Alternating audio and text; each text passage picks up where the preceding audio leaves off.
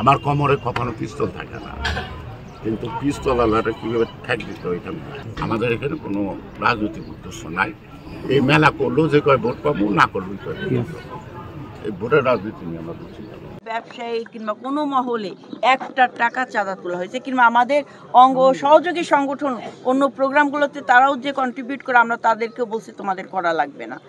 আমরা 27 জন সিনিয়র নেতৃবৃন্দ টোটালটাই কন্ট্রিবিউট করে এই প্রোগ্রামটা আমাদের যারা তরুণ প্রজন্ম, তারপরে শিশু কিশোর মহিলা যারা দীর্ঘদিন ধরে বাঙালি সংস্কৃতি থেকে দূরে আছে, যারা কেরানীগঞ্জে কোনো আনন্দ করতে পারে না, তাদেরকে জাস্ট একটা দিন আনন্দ দেওয়ার জন্য আমরা এখানে যে ফুড কি জানি বিডি ফুড ব্যাংকের যারা আসছে, তারা একটা দিনের জন্য তারা কিন্তু কোনো জায়গায় আমরা অনুরোধ করেছি তাদের কোনো টাকা দেওয়া লাগবে না, স্টলটাও আমরা করে দেব, তারা শুধু একটা দিন মানুষকে আনন্দ দেয়। এটাই আমাদের মূল উদ্দেশ্য, এর বাইরে আমাদের কোনো উদ্দেশ্য নাই।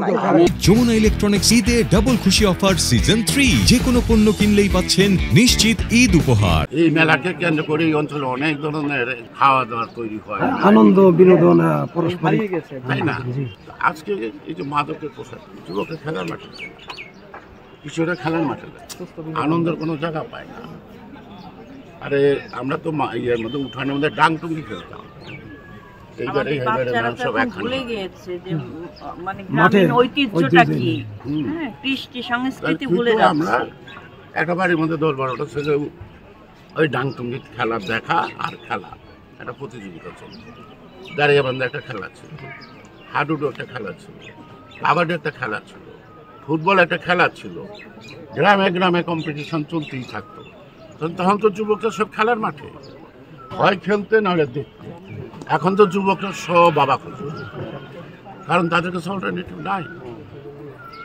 প্রত্যেকটা মানুষের পেটে যেমন ক্ষুধা আছে, মনেরও কিছু ক্ষুধা আছে।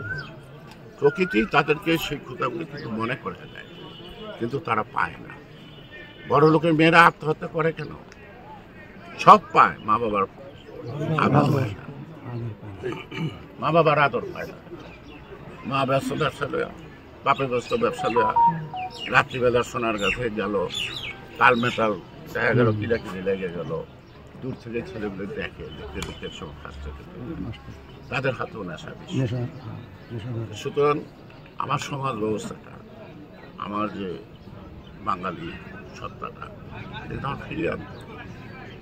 আমাকে তো শুধু নিন্দা চর্চা করে হবে না, কোনো না কোনো প্রক্রিয়ার মধ্য দিয়ে আমাকে ফিরে আসতে হবে। তাদেরকে অল্টারনেটিভ দিতে হবে যে এটা নেওয়া পাই। সেই উদ্যোগটা আমার মনে হয় আমরা কোনো অন্যায় করি।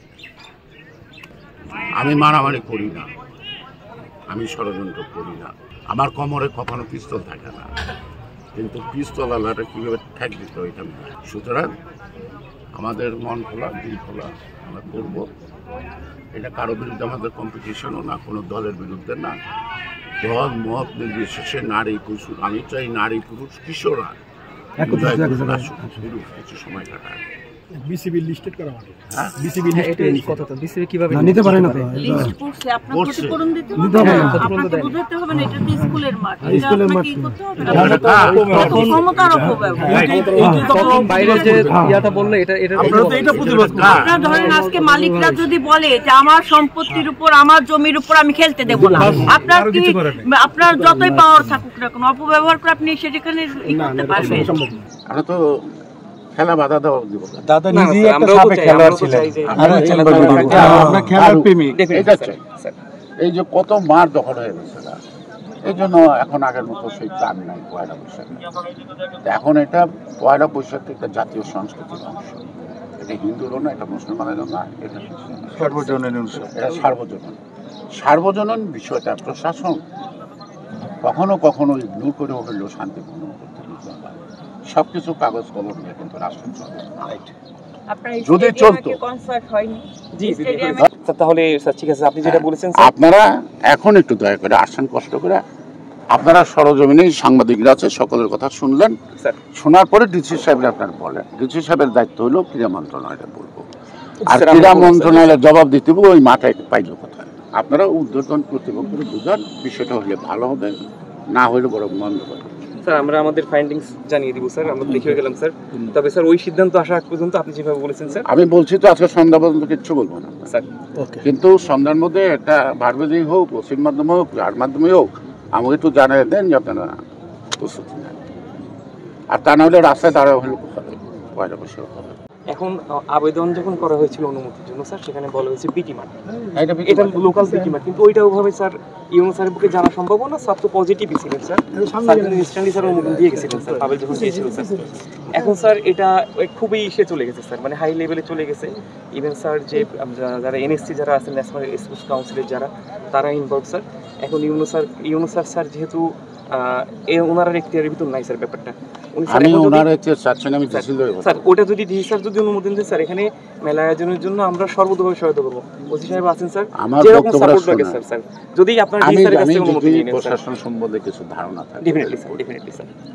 ডিসি সাহেবের কাছে দরখাস্ত হলে ডিসি সাহেব এটা ডিএসবি তে যায় স্যার এটা খোঁজ খবর নেয়।